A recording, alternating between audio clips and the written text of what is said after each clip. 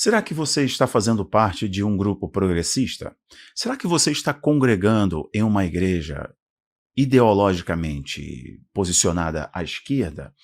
Será que você faz parte de um grupo cristão, igreja evangélica ou católica, que bebe das águas do socialismo, do comunismo, de uma igreja que está muito mais engajada em questões sociais do que a pregação do evangelho? Será que a teologia do seu pastor, né, do pastor presidente da igreja, a teologia da igreja, não está enveredando por um caminho do politicamente correto, por um caminho, né, do progressismo, que são ideias que a priori são revestidas de um teor de amor e de inclusão, mas que podem levar as pessoas ao inferno, à condenação eterna?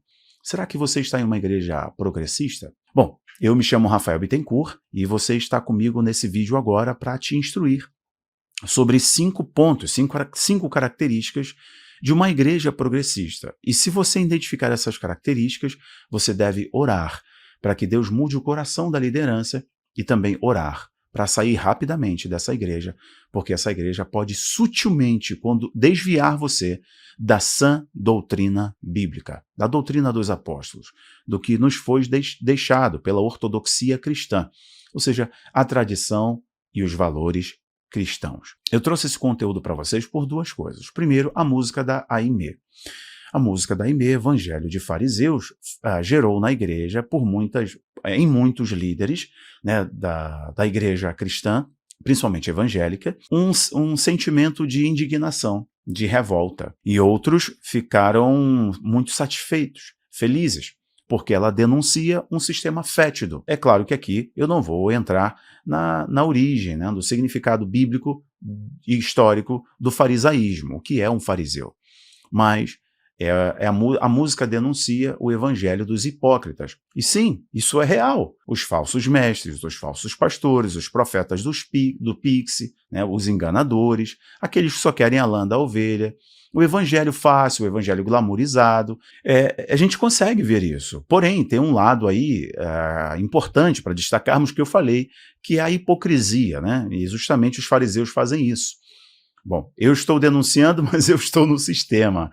Eu estou denunciando o sistema, mas estou fazendo esforço para entrar nele, né? As pessoas que estão ali denunciando e compartilhando são as mesmas que compõem o sistema. Então, é muito complicado. Eles já vão me criticar, né? É isso aí que a gente vê.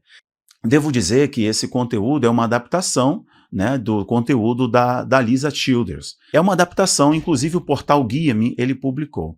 Então, vamos lá. 5 razões que você deve estar atento se a sua igreja é uma igreja progressista, se está praticando um cristianismo progressista. Bom, então vamos lá, são 5 sinais. O primeiro sinal é a rejeição da autoridade da Bíblia. Então, este é o primeiro sinal de que uma igreja está abraçando o cristianismo progressista. É quando a Bíblia não é mais suficiente, de que a autoridade da Bíblia ela é questionada. E vocês veem e falam como é de René Kivitz, de que o livro de Filemão, Epístola de Filemão, a Carta de Filemão, é um livro incompleto. A Bíblia é um livro incompleto. Outros dizem a Bíblia precisa ser atualizada, como se fosse um aplicativo, né? Atualizada pelo quê? Pelas demandas atuais, atualizada pelas demandas culturais, atualizada pela uma questão social, política e ideológica. Então é muito comum os pastores que estão questionando, rejeitando a autoridade da Bíblia Sagrada, ou seja, eles não afirmam categoricamente que a Bíblia é a palavra de Deus inerrante, que a Bíblia é o livro que contém a palavra de Deus e contém histórias. E aí eles podem, a partir destes 2 fatores, questionar a veracidade, questionar a autoridade da Bíblia Sagrada, principalmente em questões de gênero, principalmente em questões políticas e ideológicas mundanas. Tá? Então, eles buscam um amparo relativizando o texto bíblico para sustentar o seu posicionamento ideológico. Eu dei uma aula dentro do AbaPlay, uma aula de 2 horas na nossa plataforma de ensino que se chama AbaPlay. Eu deixo o link aqui embaixo para você. Lá temos vídeos, séries, documentários, aulas ao vivo e etc. Né? Explicando muitos assuntos para vocês em geopolítica, cultura, história e escatologia. Lá eu dei uma aula de 2 horas ensinando. Será que você está fazendo parte de uma igreja que tem uma teologia liberal? É uma igreja inclusiva? Então, o primeiro ponto é esse, a relativização da autoridade da Bíblia Sagrada. O segundo sinal de que possivelmente você está em uma igreja progressista, em uma igreja liberal, né, é a ênfase nas opiniões e nos sentimentos. O principal é a opinião da pessoa acerca da Bíblia Sagrada, acerca de um texto bíblico, e o mais importante é o sentimento. Então, está muito focado na emoção, está muito focado na experiência emotiva ou emocional que a pessoa vai ter acerca do que está sendo pregado, do que está sendo cantado, da entrada até a conclusão. Toda a homilia, toda a liturgia é construída para ter um sentimento muito forte, que a pessoa tenha o mesmo sentimento de prazer e satisfação como que ela entra num cinema, como que ela entra em qualquer espaço onde você é servido.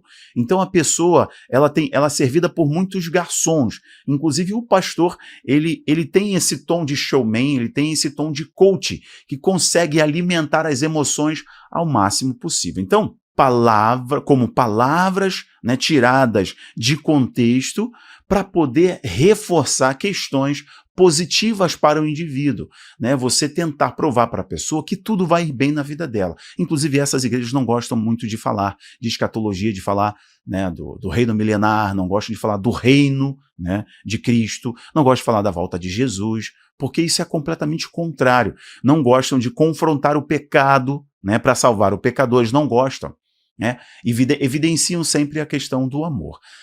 Terceiro ponto. As doutrinas fundamentais são relativizadas. A doutrina, né? A posição da igreja acerca do pecado, acerca da redenção, acerca da ressurreição, acerca do evangelho de Cristo, né? O credo dos apóstolos, como tradicionalmente era conhecido pela igreja, quando foi conhecido pelos apóstolos, pela igreja, né? Principalmente a igreja católica, né? Creio em Deus Pai, creio no Santo Espírito, creio que Jesus nasceu de modo virginal, creio que Jesus não pecou, creio que Jesus morreu na cruz do Calvário, ressuscitou o terceiro dia, todos os pontos. Inclusive, o inferno é relativizado. Eles costumam dizer que, não, o inferno é aqui. Não é para dizer que aqui pode ser o inferno se a pessoa não se decidir por Cristo, mas é para dizer que, será que o inferno realmente existe? Então viva aqui, desfrute do melhor, viva o hoje, aproveite o hoje, etc. O que eles dizem? Que a doutrina cristã, ela é ofensiva. A doutrina cristã, quando fala, por exemplo, sobre pecados de ordens morais, pecados de ordens sexuais, são relativizados porque são ofensivos e são politicamente incorretos. O quarto ponto, o amor é distorcido. Isso é bem interessante a gente destacar. O que eles mais fazem nessas igrejas liberais, né, a teologia liberal, e na igreja inclusiva, reforço, para você compreender melhor isso, você precisa assistir a nossa aula e assistir a nossa trilogia, Teologia Queer e Igreja Inclusiva, onde eu levo você até a origem do evangelho progressista, do cristianismo progressista, tá?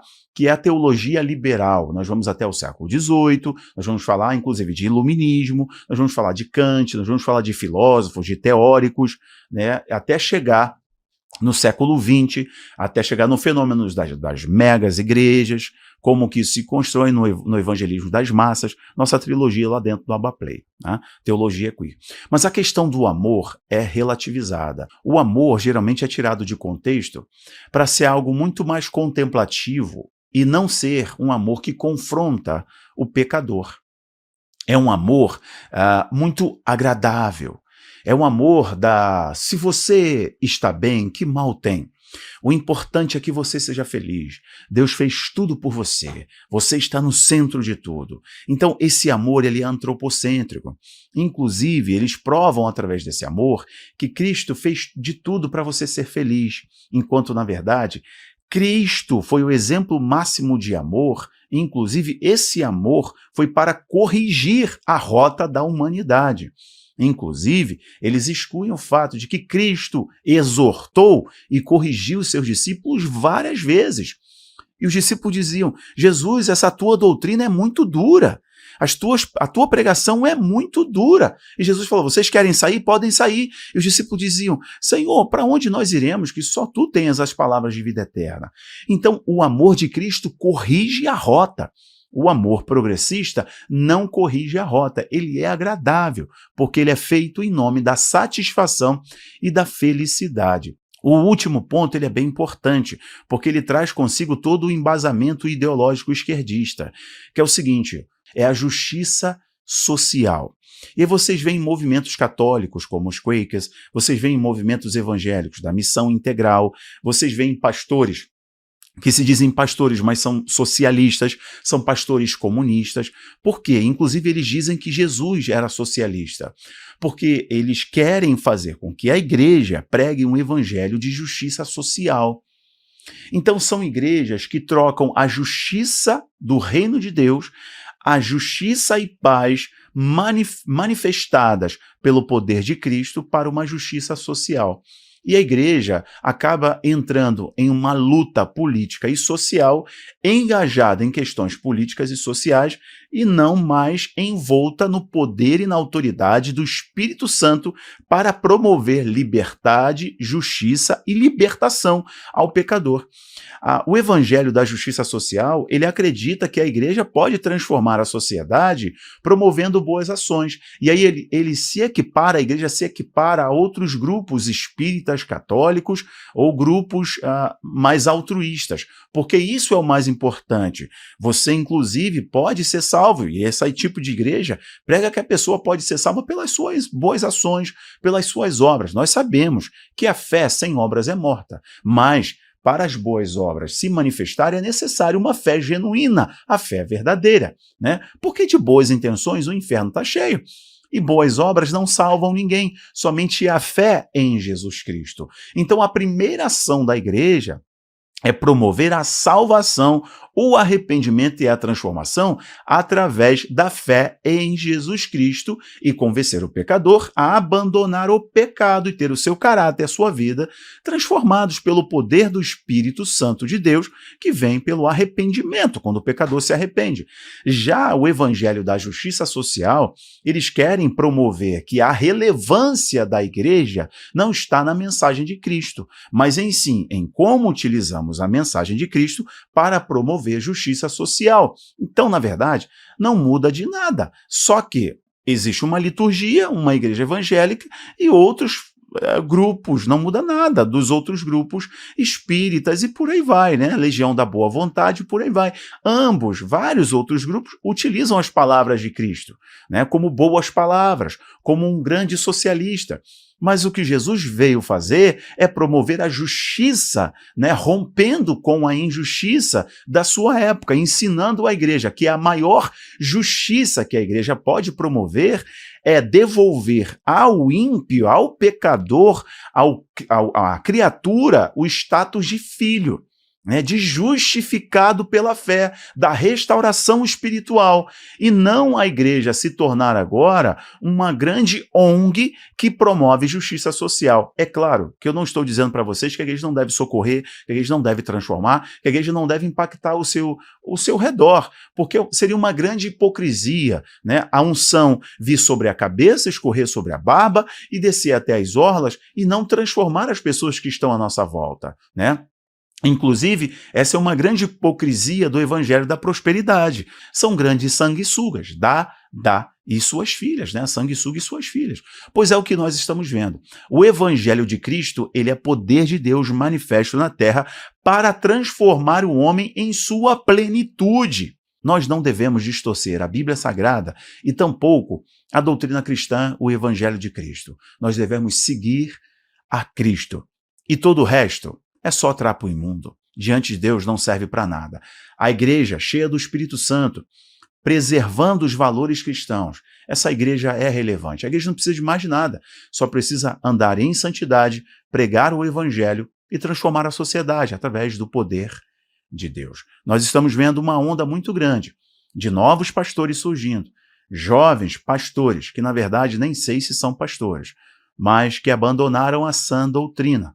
Se formaram em seminários de missão integral, se formaram com outros pastores do deísmo aberto, que são grandes filósofos, que são socialistas, que são pastores progressistas, que estão criando igrejas, né? Outras igrejas que vão compor aquele rol da apostasia que Paulo nos orienta lá em Tessalonicenses, de que no fim dos tempos, antes da manifestação do anticristo, a igreja mudaria, surgiria uma outra igreja, uma outra doutrina, que é uma doutrina que substitui a doutrina original, é uma doutrina da apostasia, do abandono da fé genuína.